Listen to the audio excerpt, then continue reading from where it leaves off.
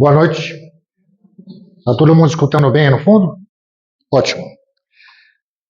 Gente, o tema que eu escolhi para a gente conversar, e eu digo conversar porque eu não me orgulho de palestrante, tá? Eu sou um falador. Mas o tema que eu resolvi conversar junto com vocês, dividir, é um tema que sempre me intrigou quando eu ainda não tinha o conhecimento que eu tenho hoje da doutrina espírita. Quando Jesus fala, pedi e obtereis, buscai e achareis, batei e abri-se-vos-á, implicitamente, vem na minha cabeça, ou vinha na minha cabeça quando eu não tinha essa ideia de reencarnação, de vidas sucessivas, né? Pô, o que eu pedi eu vou conseguir, né? Se eu bater, vai abrir, eu vou receber, né? Então, isso dá aquela intuição, né? Vou buscar e vou achar o que eu preciso, né? Mas uma coisa que nós nunca entendamos e não vamos conseguir entender se não utilizarmos a chave das vidas sucessivas, a chave da reencarnação, é que as coisas não caem do céu. Não é porque eu vou bater e que vai se abrir tudo para mim. Não é porque eu vou buscar e eu vou achar aquilo que eu preciso. E não é porque eu vou pedir que eu vou obter o que eu quero. Na realidade, quando Jesus falou isso, ele falou com uma sabedoria incrível. Tudo que eu faço na vida, sem exceção, exige participação total minha, de cada um de nós. Como é que eu vou pedir uma coisa que eu acho que é boa para mim e que, no fundo, nosso amigo lá maior, que sabe que não é bom para mim naquele momento, vai me dar? Ele sabe que vai me prejudicar. E esse entendimento é difícil de se chegar a ele. E aí, quando você não tem, à luz das vidas sucessivas, esse entendimento, você não consegue compreender o que Jesus quis dizer com isso.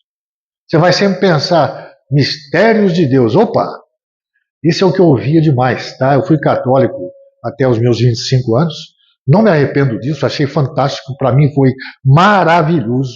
Eu amava ir à missa, adorava, participava, cantava, prestava atenção, né? Mas quando eu comecei a perceber que as homilias não tinham conteúdo, não tinham aquilo que me satisfazia, eu comecei a falar, o que eu estou fazendo aqui? Até o dia que eu me peguei pensando assim, eu estou vindo à missa de domingo, porque se eu faltar é pecado mortal e eu vou para o inferno. Falei, caramba, que coisa mais maluca. Essa questão começou a pesar forte dentro de mim, até o ponto de eu chutar o balde, desculpe a palavra, né, e simplesmente ficar 8 anos no limbo. Larguei tudo, não fiz nada mais. Simplesmente só fazia curso de psicologia, curso de autoajuda, de auto-hipnose, e comigo nada dava certo. Nada. Tudo quanto é curso dava tudo errado. Tudo que as pessoas tentavam explicar para mim não funcionava. Então, até o dia que a doutrina espírita me achou, né? Ou melhor, eu a achei, né? Então, eu comecei a ter alguns problemas meio malucos que os médicos não conseguiam explicar. Aí, entrei de cabeça e estou há 45 anos nessa lida aqui, né? Então, hoje, eu quero debater junto com vocês, entender esse buscar e achareis, pedir e obtereis, e bater e abrir-se-vos-á. Oradores passam, às vezes, meses, anos, tentando tirar a inibição para falar em público. Com muito treino, com muita teimosia, errando, acertando, até o dia que você consegue falar para uma plateia sem ter aquele frio na barriga. Eu confesso a vocês que hoje eu não sinto esse frio na barriga. Mas também nunca peguei uma plateia de 300, 400 pessoas. O dia que eu pegar, só Deus sabe o que vai acontecer. Eu vou sentir muito frio na barriga, com toda certeza. Porque quando você está restrito à sua casa, quando você está restrito à sua plateia, que estão acostumados com você, você se sente mais à vontade. Mas se você vai num congresso, como fazia Divaldo, como fazia Chico, e passa lá 1h30 palestrando, não é para qualquer um, não. É para quem treina, treina, treina, não para, continua fazendo, estuda, se acultura e tem que se dedicar. Os poetas até que cheguem naquela perfeição métrica, naquelas belezas de verso que nos emocionem, que nos causem aquela alegria de ver uma poesia, chorar de emoção do conteúdo, com aquela métrica perfeita. Quantas e quantas vezes não erravam? Quantas e quantas vezes não rabiscaram, refizeram a palavra, trocaram, até que o conhecimento aliado à intuição começou a facilitar a produção dos versos, depois de muito treinamento. Pintores só se tornaram consagrados depois de errar muito, de refazer e refazer várias vezes os traços, mudar as cores, até que conseguissem reproduzir aquilo que queriam reproduzir, aquilo que os satisfazia. E aí passaram a ser grandes pintores, mas já estavam com aquilo incorporado no seu conhecimento, mas depois de muito treino. Agora, cada um deles nunca parou, continuou sempre fazendo e treinando, porque se você para, tudo anda e você fica atrasado, você fica defasado. Então você nunca pode parar. Você tem que estar sempre se atualizando, sempre se aculturando, sempre tentando aprender mais. Não tem descanso. Essa é a grande verdade. Tá? Atletas de qualquer modalidade, seja qual for, só depois de muito esforço, cair, levantar, se machucar, se contundir, é que conseguem os seus objetivos. Consegue ser um atleta olímpico para ganhar uma medalha. Às vezes nem de ouro nem de prata, uma medalha de bronze. Ou chegar numa Olimpíada e participar e correr. Quanto e quanto de treinos diários, 8, 10 horas por dia, se alimentando só o suficiente para ter massa muscular, para não encher a barriga, não ficar com barriga, e assim vai. E continuam treinando, treinando, treinando, porque se a partir do momento que conseguiram quebrar um recorde, se não continuar treinando, alguém vai quebrar no lugar dele. Então tudo exige esforço, dedicação, tá? Se não fizermos isso, a gente não consegue. Então o pedir e obtereis exige esse nosso esforço de mudança. De cada um de nós. Exige muito, não é pouco não, tá? Porque a mudança de um estado que está vindo, não sei há quantos milênios talvez, nas nossas encarnações, errando, errando, errando, fazendo aquilo que você acha que deve fazer. Aí quando você adquire a consciência, começa a se questionar seus atos, aí você fala, caramba, isso não é fácil, essa mudança. Você está acostumado a fazer aquilo há quanto tempo? E fazer essa mudança, a nossa reforma, a tão propalada reforma íntima, é complicado e é doloroso, porque você tem que sair da inércia. Você tem que sair do zero e se acelerar, coisa que você nunca fez. Né? Então exige dedicação, vontade, coragem e dedicação. Assim também é no campo do espírito. Não teremos equilíbrio, não teremos entendimento, não teremos abnegação, não teremos fé, somente se desejarmos ter essas aquisições. Temos que querer e dedicar para isso. E não se abater quando não dá conta. Porque quantas e quantas vezes vamos cair? Certamente vamos cair muitas. Até o dia que a gente não caia mais, mas acho que não é essa encarnação, não. Mas, na realidade, é tudo dedicação, o tempo, tudo. Eu brinco porque eu até 2 anos atrás, eu dirigi por 22 anos desenvolvimento mediúnico. Eu tive que sair por questões de mudança e estou dirigindo outro tipo de trabalho muito bonito também. Mas eu falava para os meus alunos, quando eles chegavam comigo no primeiro dia de aula, como eram vocês há 5 anos atrás? Que era mais ou menos o tempo que a pessoa demora até chegar no desenvolvimento mediúnico. Depois de muito estudo e tal, né? Então, aí eles começavam a pensar, eu mudei bastante, mas não o suficiente. Mas todo mundo mudou para melhor. Porque você começa a ter consciência. Você começa a ter noção do que é certo.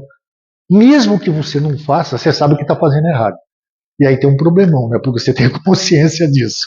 Quando você não tem consciência, a cobrança é menor. Mas quando você tem, dói.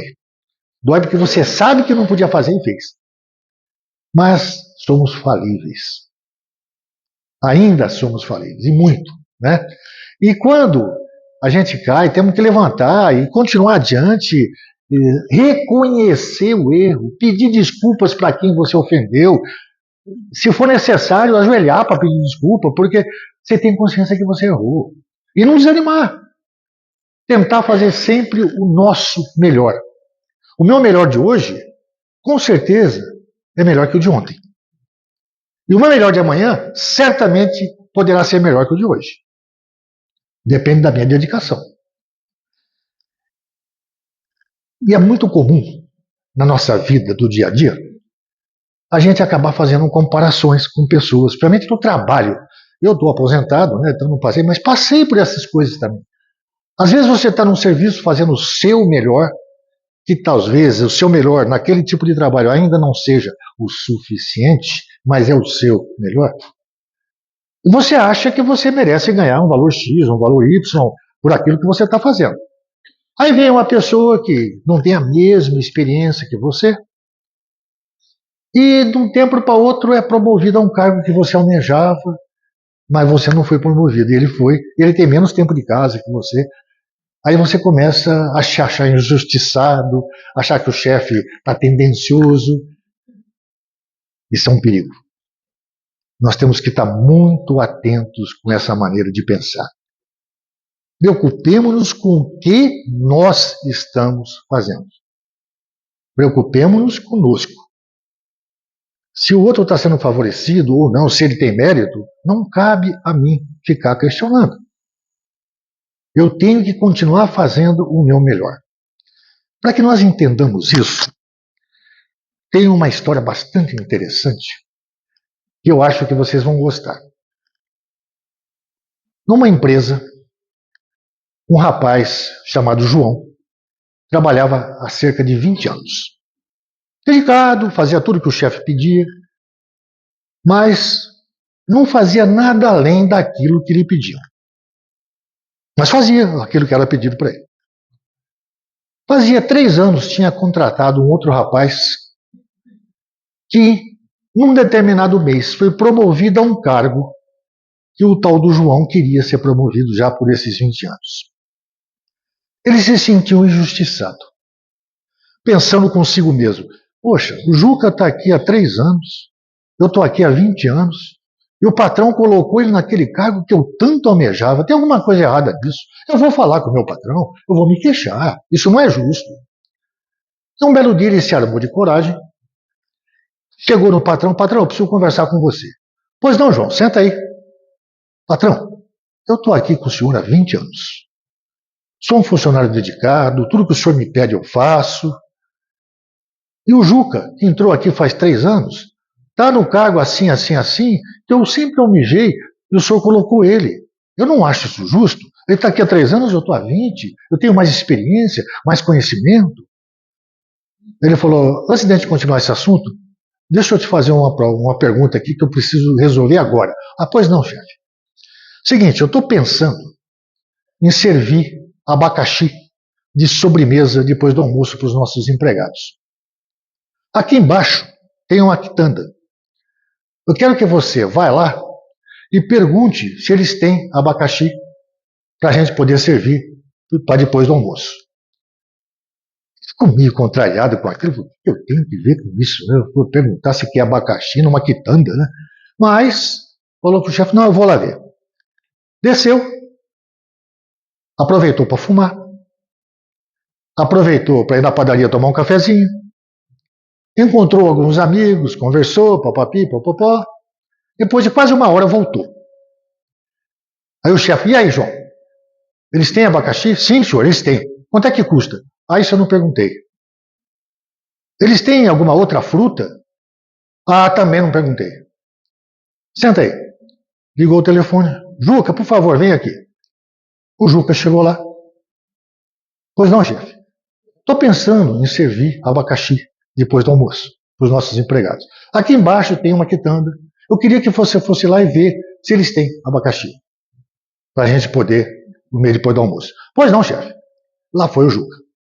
10 minutos depois, o Juca volta e simplesmente falou assim: sim, eles têm abacaxi, em quantidade suficiente para todo o nosso pessoal, custando R$ 4 a unidade. Se o senhor preferir, também tem laranja, banana, melão, mamão. Banana R$ 4 o quilo, laranja R$ 10 a dúzia, já descascada. Mamão R$ 6 o quilo e melão R$ 3 o quilo. Como a compra seria de grande quantidade, eles dariam 15% de desconto. Aproveitei e deixei reservado. Conforme o senhor decidir, eu volto lá e confirmo. Ele olhou para o João, ele agradeceu o Juca, né? O Juca foi embora. Ele olhou para o João: o que você queria conversar comigo mesmo? O João falou: não, nada.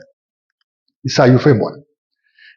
Então, gente, essa história nos mostra o quanto nós, às vezes, somos injustos para conosco mesmo. O quanto nós criamos problemas para nós mesmos, porque não analisamos aquilo que a gente pede, que a gente precisa, que a gente necessita. Sempre nos comparando, nos achando injustiçados.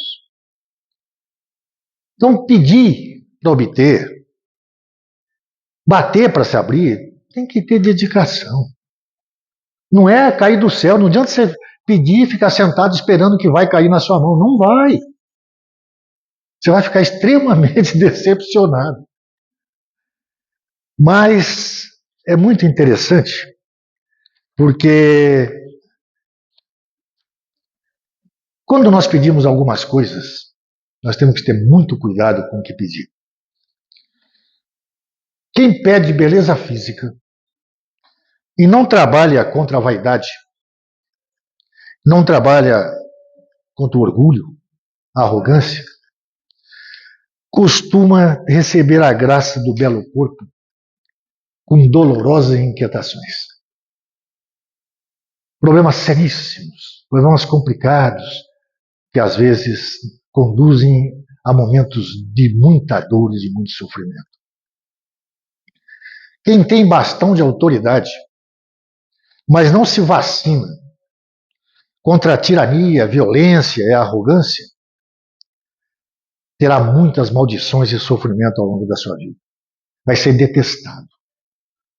Na primeira oportunidade, vão te aprontar uma muito boa. Você vai ter problemas para o resto da vida. Quem tem inteligência e não busca destruir em si mesmo o orgulho, a vaidade, terá certamente muitos sofrimentos futuros.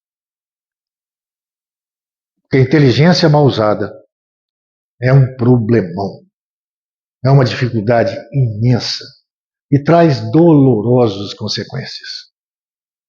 O problema não está na riqueza, não está no conhecimento, não está na beleza física ou na autoridade.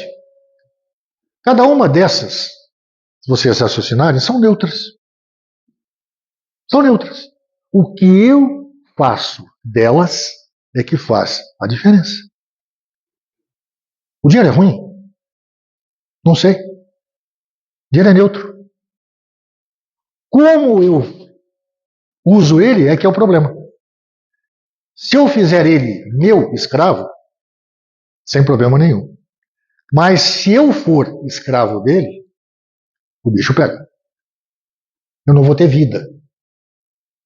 Eu não vou ter saúde. Eu não vou ter paz. Eu vou ter só sofrimento, dor e problemas. O dinheiro, ele pode comprar uma imensa casa, uma mansão imensa, com tudo que vocês podem imaginar de lazer e de bom.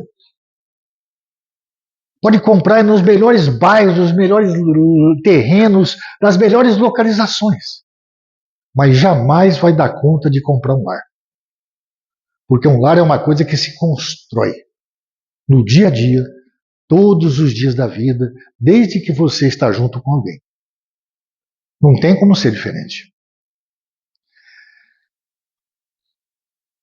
Eu posso comprar os melhores remédios, os melhores médicos, os melhores hospitais, os melhores tratamentos. Mas eu não compro a minha saúde. Se me vem um câncer fulminante, eu posso ter dinheiro para fazer tudo. Eu vou morrer do câncer. Porque o dinheiro não vai comprar minha saúde. Minha saúde foi minada por alguma coisa que eu fui fazendo sem perceber, maneira de ser, maneira de agir, fugindo às vezes de serenidade, de equilíbrio, de amor. Com tudo na vida, gente, é eu que faço. Eu posso estudar nas melhores escolas, ler os livros mais bonitos de autoajuda que pode existir por aí. Eu posso fazer coisas incríveis com conhecimento, mas eu não compro ética. Eu não compro moral. Se eu sou antiético, se eu sou imoral, o dinheiro só vai complicar muito mais ainda tudo isso que eu faço. E o mundo está aí, né? Nos mostrando tudo o que está acontecendo, tudo que nós temos pela frente, né? Nós temos um péssimo costume de sempre julgar, né? Mesmo que a gente não fale para ninguém, mas lá dentro a gente faz aquele pré-julgamento de alguma ação, de algum momento, de alguma atitude. Basta ver quando a gente vê uma notícia daquelas assim terríveis, né? Fulano matou não sei quantas pessoas, não sei o que, tá. Todo mundo já pensa, tinha que matar esse cara, tinha que mandar prender, acabar, pena de morte, né, tal. É um pré-julgamento. Se é certo ou se é errado, não estou aqui para discutir isso, mas é um pré-julgamento. Mas tem mais uma história que eu vou dividir com vocês que nos mostra o quanto que isso é meio esquisito e meio interessante ao mesmo tempo. Uma jovem executiva, numa de suas viagens, acabou de comprar passagem, entrou na sala de embarque, ia demorar um bom tempo ainda para que ela fosse embarcar, né? O voo tinha dado um pequeno atraso e tal. Ela foi na livraria, comprou um livro, comprou um pacote de bolachas, sentou-se na sala de espera e começou a ler seu livro. A seu lado sentou-se um senhor. Daqui a pouco, o pacote de bolacha estava no meio dos dois. O senhor do lado pegou uma bolacha. Na cabeça dela, falei, cara, que cara de pau desse sujeito. Como é que ele pega uma bolacha do meu saquinho sem falar nada comigo? Ela pegou uma bolacha, comeu também. Mas daqui a pouco o cara pegou mais uma. Ela pegou uma também, mas já doida para enfiar a mão na cara do sujeito.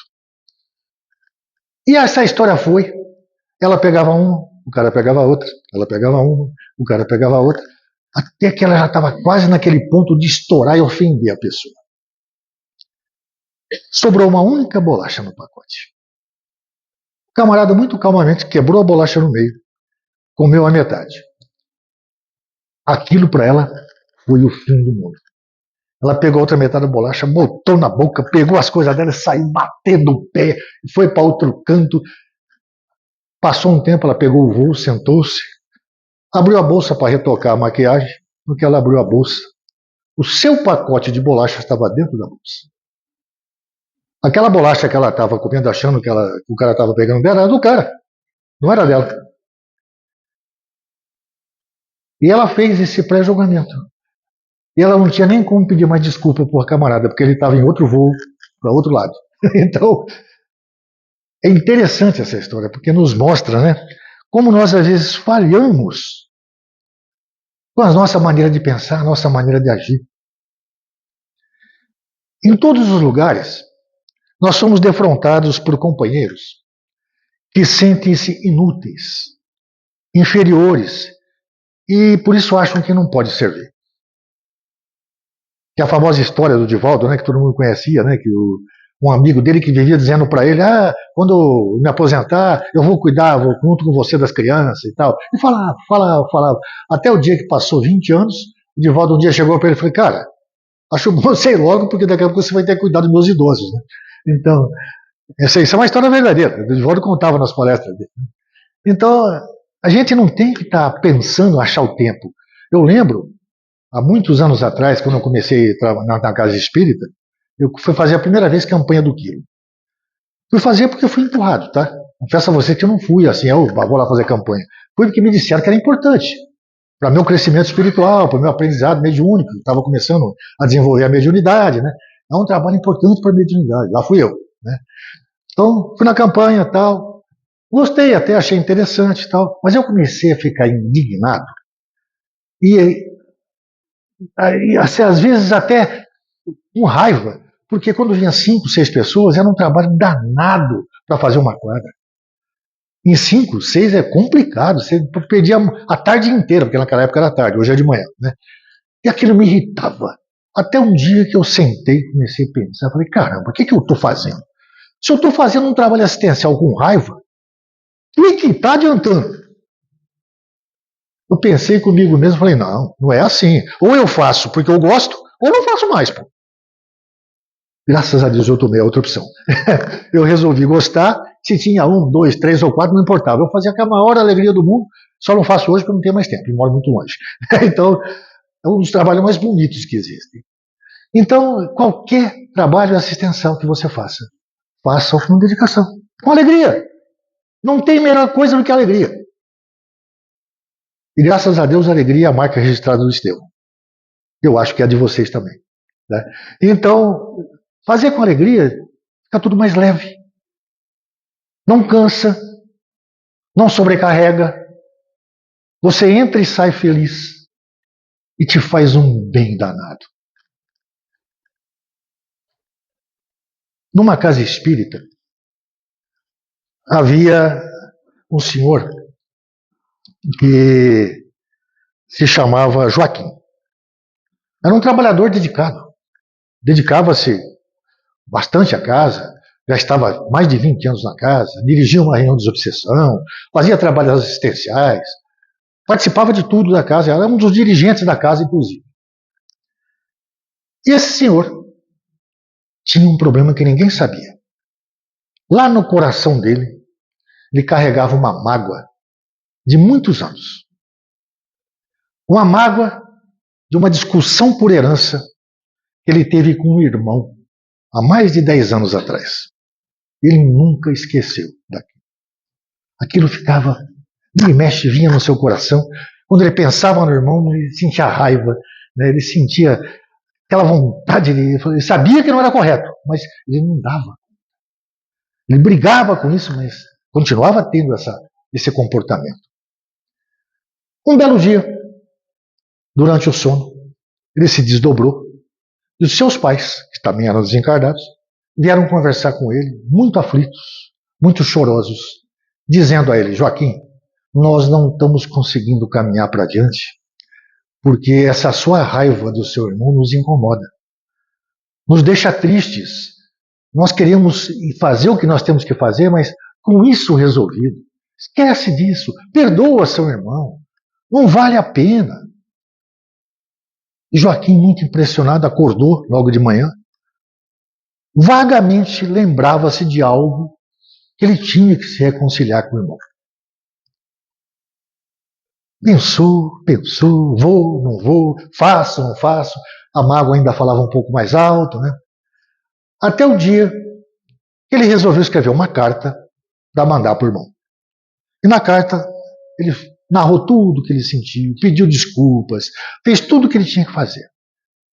Fechou o envelope, saiu para voltar no correio, no meio do caminho desistiu. Voltou para casa com o envelope fechado. Passaram-se mais ou menos 6 meses. Ele recebeu uma notícia que o irmão tinha sofrido um AVC. Desesperado, pegou a condução o mais rápido que ele pôde e foi para visitar o irmão. Só que o AVC tinha sido hemorrágico e o irmão estava em coma. E ele, conversando com o irmão em coma, ele pediu desculpas. Soltou tudo a mágoa que ele tinha guardado lá dentro, ele foi pedindo desculpas, pedindo reconciliação, conversou com o irmão, mesmo que o irmão não respondeu nada para ele porque estava inconsciente. Passaram-se 4, 5 dias, o irmão desencarnou.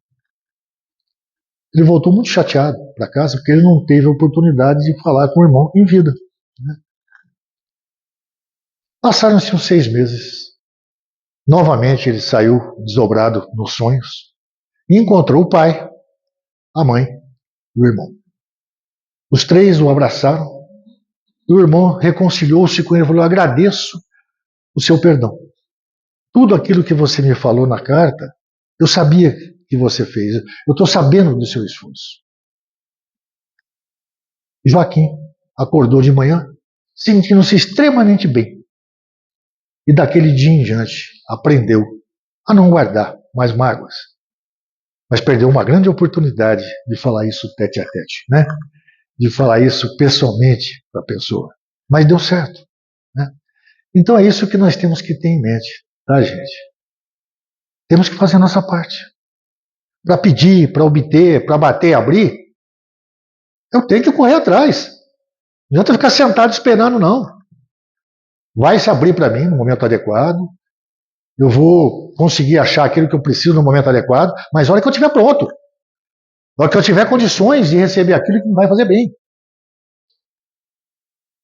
Porque Jesus sempre falava de uma maneira muito profunda.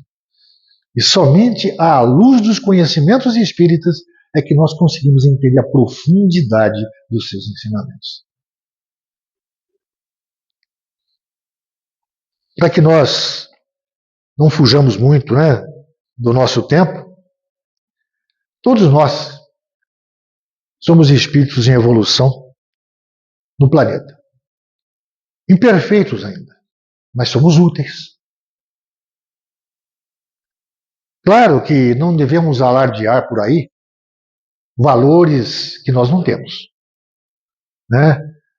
Que nem aquele médium que se acha, está tudo errado. Porque o médium que se acha já está perdido. Ele não acha nada, ele está perdido. Né? Então, nós temos que ter humildade sempre de saber que eu estou fazendo o que eu posso. É o meu melhor. É aquilo que eu posso fazer de melhor. E eu tenho que continuar fazendo com todas as forças do meu coração. Ah, o fulano é melhor que eu. Ótimo. Que bom. Um dia eu chego lá. Né? E jamais querer se comparar, jamais querer competir. Cada um é um, cada um tem sua função, cada um é importante em qualquer lugar. Vocês talvez não saibam, nós conseguimos esse ano passado uma coisa fenomenal. Nosso terreno do Paranoá é nosso. Né? Só que para consegui-lo, nós conseguimos a escritura, junto dos libaneses, recebendo, eu fui lá receber, teve aquele monte de fotografia e tal, né? Mas, ou eu pagava R$ 2.700 por mês de prestação, o que é pesado pra caramba, para qualquer grupo espírita isso é complicado, porque isso é reajustado todo ano, né? Ou eu implementava uma coisa que o GDF chama de moeda social. Eu prestar para a comunidade serviços para pessoas carentes, para pessoas em estado de dificuldade. Que o GDF considera, não o que eu faço. E entramos nessa de cabeça, tá, gente? Ainda estamos naquela expectativa, fazendo uma coisa ou outra. Vamos ter uma verificação daqui 3 meses lá no Paranoá. Se não tiver do jeito que o GDF quer, eles vão não aprovar e eu vou ter que pagar. Então nós estamos precisando trabalhar nisso fundo, porque o que eu faço não é suficiente. Tem muito mais coisa que eu nunca fazia, que eu vou ter que passar a fazer. Esse tipo de serviços que eu não fazia, então eu preciso de voluntariado demais. E só para que eu passe aqui para vocês aqui, eu quero ver se eu... O que mais nós estamos precisando? Eu não conheço nenhum de vocês, mas se vocês conhecerem alguém ou forem isso e quiserem se voluntariar, tá? Educadores sociais, e aqueles que acompanham as atividades, conferem cadastros, orientam sobre os horários de atividades. Assistentes sociais, para avaliar os serviços prestados. Sugerir mudanças e, eventualmente, fazer atendimento de casos específicos dos atendidos. Merendeiras, para organizar lanches coletivos e servir, mantendo a nossa cozinha organizada. Cada voluntário pode se comprometer a ir apenas um dia da semana, uma tarde ou uma manhã. Fazendo um convite a quem quiser se voluntariar, se enquadrar aqui, tá?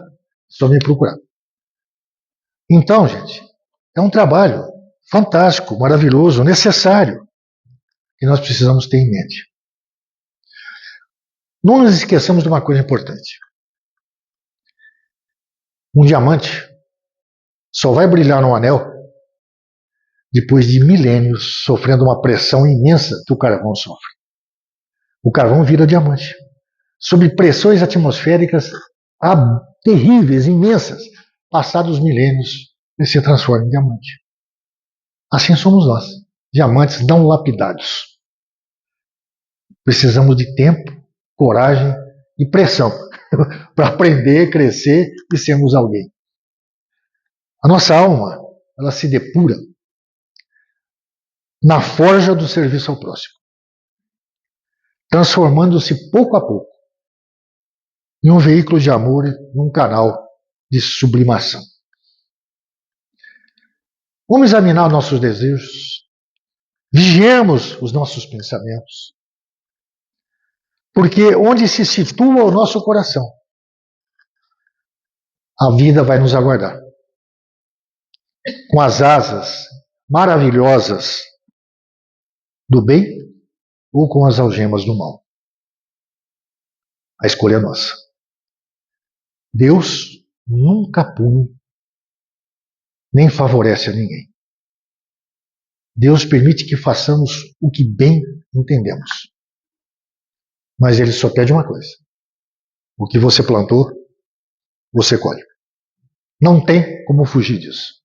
Então, tudo que estamos colhendo hoje, pode ter certeza, é fruto só de nossas escolhas. Não é o marido problema, não é o filho problema, não é o professor complicado, não é o mestre difícil, não, nós. Só devemos a nós mesmos. Não terceirizemos as culpas, por favor. Se existe um problema, nós o criamos. Estamos colhendo ele por aquilo que fizemos. Pedir e obtereis, buscar e achareis e abrir-se-vos-á, significa, acima de tudo, desejai ardentemente, as oportunidades vão aparecer. Empenhai-vos em encontrar o objeto do vosso desejo e tê-lo-eis à vista. Mas você tem que ir lá buscar. Você não vai esperar ele chegar na sua mão, que ele não vai chegar, não. Você tem que se esforçar para chegar lá. Mas é preciso combater o bom combate. Trabalhar, agir, servir, para que surjam os horizontes desejados. E para que a gente encerre, dentro do nosso tempo, né, porque ela não briga comigo aqui, há uma história bastante interessante que eu vou dividir com vocês. Dois irmãos, que eram muito queridos um do outro, moravam em dois sítios separados por um pequeno córrego. Córrego de uns 4, 5 metros de largura, separava a fazenda dos dois. Eles tinham que dar uma volta imensa, né, para chegar um na fazenda do outro. Um belo dia, por um assunto bobo, uma bagatela, discutiram tão fortemente que por muito pouco não se agrediram fisicamente. Isso causou um mal-estar entre os dois tão grande que o irmão mais velho expulsou o irmão mais novo do sítio. Mandou, vai embora, não quero ver a tua cara nunca mais. O irmão mais novo, também muito bravo, saiu dali, foi embora para o outro lado. No outro dia de manhã, ele ia para a cidade fazer umas compras, apareceu um sujeito daqueles tipo faz tudo. Aqueles caras que constrói isso, constrói aquilo, constrói cerca, faz o que precisar o cara fazia. Né? Estou aqui procurando trabalho, o senhor tem alguma coisa? Eu falei, você faz qualquer coisa? Eu faço qualquer coisa. Vem cá, levou ele até o celeiro, lá tinha madeira para tudo quanto é lado. Falou, eu quero que você use essa madeira e me faça um muro na divisão desse córrego, que é a divisão do meu irmão. Não quero nunca mais ver a cara do meu irmão. O senhor tem certeza disso? Tenho sim. Eu vou para a cidade, volto no fim da tarde, eu quero ver esse muro pronto. Tá bom. Saiu, passou o dia todo fora. Voltou no final da tarde. No que ele chegou, ficou indignado. O camarada tinha acabado de construir uma ponte em cima do córrego. O irmão mais novo estava passando por ali, viu aquela ponte e interpretou que o irmão mais velho tinha perdoado ele, passou correndo pela ponte, entrou e pulou nos braços do irmão pedindo desculpas. O irmão ficou tão desarmado com aquela atitude do irmão mais novo que também abraçou o irmão e pediu desculpas. E os dois se reconciliaram e morreram de rir da bobagem que estavam fazendo. Chamaram o senhor e perguntaram para ele: ó, eu quero te contratar para você trabalhar comigo aqui a partir de hoje, né? Ele falou: não, não, não. Eu só vim fazer isso aqui, agora eu vou sair por aí para construir outras pontes. Sejamos construtor de pontes e não construtor de muros. Esse é o nosso objetivo. Esse é o principal, maior da nossa vida. Construir pontes. Só assim a gente vai bater, vai abrir, eu vou pedir, eu vou obter. E do contrário, gente, vai ficar muito difícil. Que Jesus nos abençoe, nos ampare, nos ilumine, nos acerene os corações e nos ensine a ser verdadeiros construtores de ponte. Muita paz para todos.